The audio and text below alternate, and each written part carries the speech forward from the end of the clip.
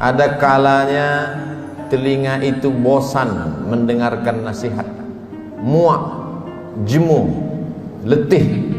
Ada kalanya akal itu tidak lagi bisa diajak untuk berpikir, susah, payah, karena sudah terlalu penuh dengan berbagai macam maklumat, informasi, penderitaan dan kesusahan. Tapi Allah memberikan jalan lain untuk supaya nasihat itu sampai ke dalam hati melalui kisah. Maka kata Allah kepada Nabi Muhammad sallallahu alaihi wasallam, faqsusil qasasa, ceritakanlah kisah-kisah itu, la'allahum yatafakkarun, biarkan mereka berfikir, biarkan mereka merenung sejenak.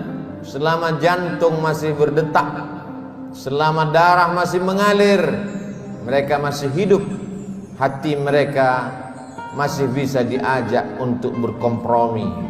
Mungkin kalau dinasihati tidak lagi masuk, tersumbat sudah telinga.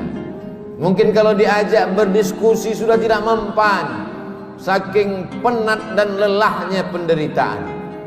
Tapi kisah-kisah masih menyentuh ke dalam hati sanubari manusia, karena nafas masih berhembus, hayat masih berada di kandung badan. Bagi yang lama tidak juga dikaruniai anak, bacalah kisah Ibrahim alaihissalam yang tidak pernah muak dan bosan berdoa, Rabbi habli minas salihin, berilah aku anak yang saleh. Bukan setahun, bukan 2 tahun, 86 tahun lamanya menikah dengan Sarah, tidak juga dikaruniai anak. Menikah dengan Hajar, anak tidak juga datang. Mereka mengatakan istrinya mandul. Mereka katakan tangan mungkin punya anak, karena tulang sudah rapuh, kepala sudah diselimuti uban, mustahil punya anak. Tapi Allah ingin menunjukkan kuasanya. Pagi, petang, siang dan malam dia berdoa, Rabbi habli minas salihin. Akhirnya Allah berikan anak. Bukan cuma istrinya yang muda itu yang melahirkan anak, istri yang dikatakan semua orang mengatakan takkan mungkin punya anak, mustahil punya anak. 13 tahun setelah kelahiran Ismail, Sarah mengandung, lahirlah Ishak. Ketika itu umur Nabi Ibrahim 99 tahun. Allah ingin menunjukkan kuasanya. Innama amruhu idza arada syai'an ayyaqula lahu kun fayakun. Setan berbisik, mengapa dia yang pacaran, dia yang berzina, sekali berhubungan kelamin langsung punya anak? Mengapa dia yang melakukan hubungan tidak halal, tidak ada akad, tidak ada saksi, tidak ada mahar, tidak ada izin orang tua, mengapa begitu mudah? Memang itulah kerja setan. Alladzi waswisu fi sudurin nas la'atiyannahum min baini aydihim. Aku akan datang dari depan, wa min khalfihim, dari belakang, wa an aymanihim, dari kanan, wa an syama'ilihim, dari kiri. Memang begitulah kerja-kerja setan dari bentuk jin. Syayatinul jinni wal insi. Ada pula setan yang berbentuk manusia, yang kerjanya menghangat-hangatkan hati, memanaskan perasaan, sehingga mendidih bergejolak sampai pada mencaci maki Tuhan. Beristighfarlah, minta ampun kepada Allah.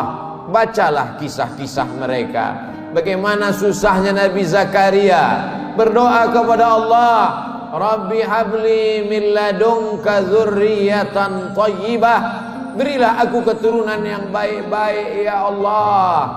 Allah berikan keturunan yang baik. Anak itu bernama Yahya. Seorang perempuan lama tidak punya anak, namanya Hannah. Dia berdoa kepada Allah, Rabbi ya Allah, inni aku nazartu, bernazar, laka ma fi batni muharrara. Kalau aku punya anak, kalau aku bisa mengandung, anakku ini akan kujadikan muharrara khalisan li khidmati Baitul Maqdis. Dia tidak akan menjadi petani, dia tidak kusuruh bercocok tanam, dia tidak akan mencari ikan di tengah laut menjadi nelayan, dia tidak akan menjadi pegawai kerajaan. Dia hanya akan aku jadikan muharrara, menjadi pelayan Baitul Maqdis. Hidupnya hanya akan menjadi pelayan rumahmu ya Allah. Dia tidak ada kerja lain. Kuwakafkan anakku ini untukmu ya Allah. Fataqabbalaha rabbuha. Allah kabulkan doanya biqabulin hasanin wa ambataha nabatan hasana. Anak itu tumbuh dengan pertumbuhan yang baik. Wa inni sammaituha Maryam. Anak itu aku beri nama Maryam. Wa inni u'idzuha bika wa dzurriyyataha.